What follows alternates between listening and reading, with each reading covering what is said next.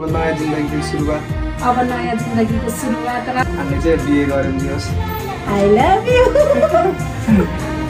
यस यो माया चाहिँ हाम्रो एकदम बलियो छ दियोस् कसैले पनि टोट्न सक्दैन तपाईहरुले यो भिडियो हेरिहाल्नु भयो होला हैन धेरैजनाले चिन्नु पनि हुन्छ हैन हिमेश न्यौपाने र मेगा केसी चाहिँ केही वर्ष अगाडि विवाह गरेका थिए विवाह गरिसके पछाडि एउटा छोरी पनि भयो त्यस पश्चात सम्बन्धमा दरार आयो एउटा सम्बन्ध टुटफुटको अवस्था आयो सम्बन्ध विच्छेद गर्ने कुरा पनि धेरै विवादहरू भयो सम्पत्तिको कुरादेखि लिएर अनेक कुराहरू एकले अर्कालाई दोषारोपण गर्ने एकले अर्कालाई आरोप लगाउने विभिन्न कुराहरू भए तर समय बित्दै गयो समय बित्दै जाँदाखेरि एकअर्का टाढा भएर केही समय बसे हिमेश न्यौपाने र मेगा केसी तर परिवार एउटा चाहिँ समाज जसले जे भने पनि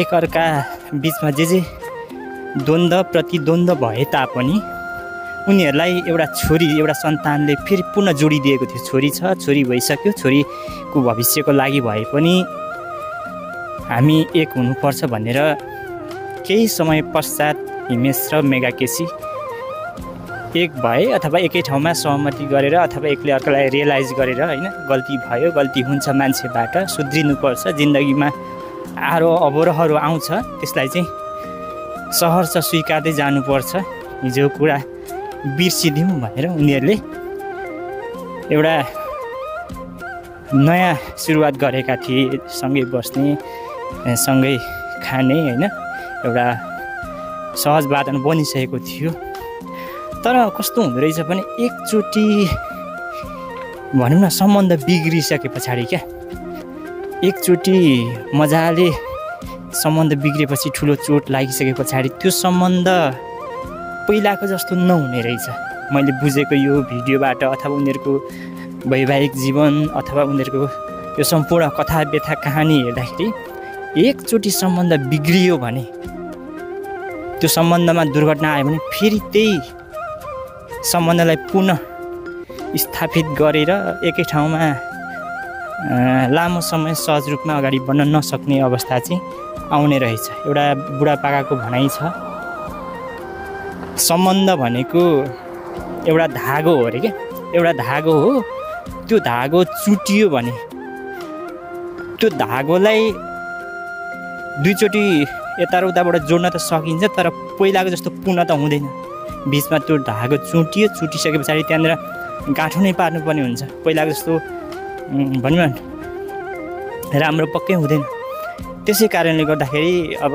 हिमेश र मेगाको सम्बन्ध पनि त्यस्तै भएको रहेछ उनीहरू सँगै चाहिँ बसिरहेका थिए तर मनमा चित्त बुझ्ने तरिकाले सहज रूपमा चाहिँ उनीहरू जीवनयापन अथवा मनमा शान्तिपूर्ण तरिकाले पहिलाको जस्तो अवस्थाको सम्बन्ध थियो त्यही अवस्थाको सम्बन्धमा चाहिँ उनीहरू रहेनछन् त्यस पश्चात अब त्यही त हो नि मान्छेले भन्छ नि ए पैसा भए म एक्लै जिउँछु धन सम्पत्ति भए म एक्लै जिउँछु मसँग के अरे चाहिँ समाज छ घर परिवार छ पैसा छ भन्छन् तर अन्ततगत मान्छेलाई एउटा न एउटा मान्छेको सहारा आफ्नो मनको भावना सबै कुरा बुझ्ने एउटा मान्छे चाहिने रहेछ क्या मान्छेले घमण्ड गर्छ ए अहिलेको जमाना पैसा भए पुग्छ म यस्तो छु उस्तो छु भनेर फुर्ती गर्छ तर त्यो चाहिँ होइन रहेछ मैले बुझेको चाहिँ त्यो चाहिँ एकदम गलत रहेछ हामीले धन सम्पत्ति पैसामा घमण्ड भन्दा पनि आफ्नो कोही न कोही मन मिल्ने साथी चाहिने नै रहेछ त्यही भएर मेगा केसीले आफ्नो जीवन हिमेश न्यौपानेसँग चल्दैन भन्ने एउटा चाहिँ डिसिजन गरेर हैन त्यो सानो बच्चालाई पनि एउटा भनौँ न अब मान्छेले भन्न त भन्छ ए त्यति सानो छोरीलाई पनि माया मारेर ऊ चाहिँ अर्कैसँग बिहे गर्यो भनेर भन्छन् यही भिडियो हेर्दा नि कतिपयले हिजो अप्रिल 1 यो कुरा भएको रहेछ कतिले चाहिँ यो चाहिँ मजाक हो भनेर भनिरहेका रहेछन् तर मजाक होइन रहेछ मैले पनि युट्युबमा धेरै भिडियोहरू हेरेँ मजाक होइन रहेछ सत्य नै रहेछ मेगा केसीले सोचेको एउटा ठिकै पनि हो पहिलाको सम्बन्ध बिग्रिसके पछाडि भनौँ न त्यही सम्बन्धलाई चाहिँ सुमधुर बनाउन नसक्ने अवस्था देखिसके पछाडि चाहिँ उसले ठुलो निर्णय गरेको त्यो भिडियोमा पनि देखिन्छ उसले भनिरहेको छ कि मैले एकदमै भारी मन अथवा गाह्रो अवस्था भएर मैले यो निर्णय लिँदैछु। सबैभन्दा बढी माया लाग्ने भनेको छोरीको हो। छोरीलाई पनि एकदमै मुटुमाथि ढुङ्गा राखेर छोरी हेरेर बसौँ। भोलि छोरीको पनि उमेर हुन्छ, उमेर पश्चात उसको पनि आफ्नै जिन्दगी हुन्छ। पछि गएर आफू एक्लो पर्छु नै पर्छु। त्यसमाथि उसको दाजुभाइ आफन्त कोही पनि नभएको मेगा केसी उसले बेलैमा सोचेर निर्णय गरेको। किनभने छोरी अब हुर्किने क्रममा बिस्तारै लालन पालन पोषण उसको बाउले गरिहाल्छ। त्यस पछाडि सहज रूपमा सबै कुरा मिल्छ भनेर ठुलो निर्णय गरेको देखियो। तर मान्छेहरूले गलत भन्छन्, गलत मलाई चाहिँ लागेन। किनभने मन नमिलिसके पछाडि जति नै जे गरे पनि त्यो कुराहरू सहज हुँदैन के। बाहिरको मान्छेले तिमीहरू मिल भन्छ, घर परिवारले राम्रो गरेर खाऊ भन्छ, तर उनीहरूले त एकछिन एक दिन भन्ने हो। तर जिन्दगी सधैँभरि बिहान बेलुका 24 घन्टा दिनदेखि लिएर वर्षको 365 दिन कटाउने, त्यस्ता वर्ष कति वर्ष कटाउनु पर्ने त्यो त दुईजनाको बिचको कुरा हो। यसले गर्दा पनि सम्बन्ध सुमधुर बनाउनु छ भने दुर्घटना हुनु अगाडि नै सम्बन्धलाई बचाउनु पर्ने रहेछ, बचाउनु पर्छ हैन। तपाईँ हामी सबैले बुझ्नुपर्ने कुरा यस्तो छ। जाँदा जाँदै मेगाले आफ्नो घर छोड्नुभन्दा अगाडि हिमेशलाई लेखेको कुराहरू एकदमै मार्मिक पत्र छ। त्यो पत्र पनि सुन्नु होला। आजको भिडियो यस्तै अन्तर्गतमा छ। तपाईहरु यो भिडियो हेरेर लाइक कमेन्ट शेयर गर्नुहोला, मनमा लागेको प्रतिक्रिया दिनुहोला। अब भने मेगा केसीले घर छोड्नु अघि हिमेशलाई लेखेको पत्र सुन्नुहोस्, सुन्नु है त। धन्यवाद। लाइभ पढेर सुनाउनेवाला छु। यही छ, तपाईले फर्स्टमा हेर्न सक्नुहुन्छ। मलाई माफ गर छोरी र हिमेश मिति 2081 12 19 गतिको समय छ। अनि यो नीलो कलरले लेखेको मसीले यो लेटर छ। यो लेटरले आज मेरो रंगीन जीवनलाई सादा बनाइदिएको छ। मेगाले यस्तो पनि गर्न सक्ने रहेछ भन्ने चाहिँ मलाई आज मनमा मैले सोचेको थिइनँ, त्यो पूरा भएको छ।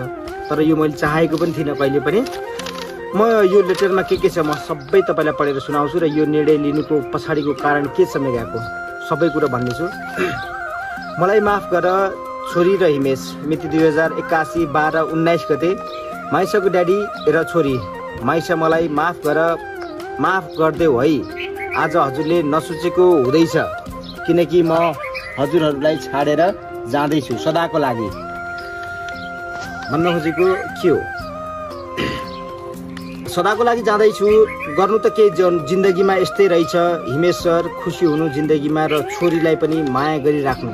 मलाई छोरी छाड्न मन त थिएन, तर के गर्नु, मसँग जाँदा छोरीको भविष्य नबन्ने देखेर मैले यो निर्णय गरेकी छु।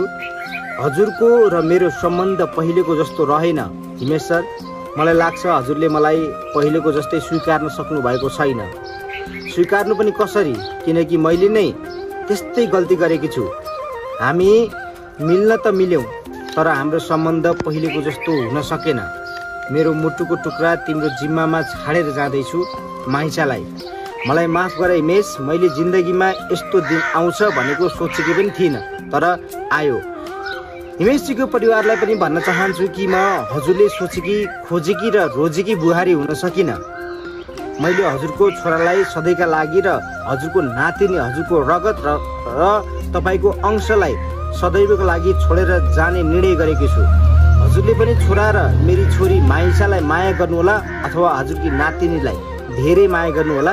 आमाको जिन्दगीमा कहिले पनि कमी महसुस नहोस्। मेगाले यस्तो निर्णय गरेर जानुमा पनि धेरै कुराहरू छ। हिमेश सर, तपाईले सोचेको जस्तो मेगा भइन। माइसा, तिमीले सोचे जस्तो मम्मी भइन। जीवनसाथी रोजिसकेकी छु। म तपाईलाई भन्न चाहन्छु, मेरो आफ्नो जिन्दगी नयाँ जीवनसाथी रोजिसकेकी छु। हजुरलाई थाहा हुनेछ यो भिडियो हेर्दैखेरि गर्दा अथवा यो लेटर पढ्दै गर्दाखेरि तपाईले मेरो बारेमा थाहा हुनेछ। मलाई माफ गर हिमेश, छोरी माइसा, गुड बाई फर एभर। म सदैव हजुरहरूको राम्रो सोच्ने मान्छे हो, राम्रो चाहने मान्छे हो। म आफ्नो भविष्य त्यत्तिको बिग्रिन सकेको हेर्न चाहिनँ र सधैँका लागि जाँदैछु। थाहा पाउनुहुनेछ र छोरीलाई पनि कहिल्यै पनि हेला नगर्नु र हजुर पनि राम्रो भएर देखाउनु र राम्रो हुन नसकेको बुहारी अथवा श्रीमती अथवा आमा म दुखी मेघा भनेर चाहिँ अनि बाई, गुड नाइट, फरएभर। फोन गर्नु ल, मलाई फोन नगर्नु होला छोरी, माफ गर, फरएभर तिम्रो लागि मम्मी सदैव, हिमेश, मेघा गुड बाई फरएभर भनेर यो लेटर आएको छ है।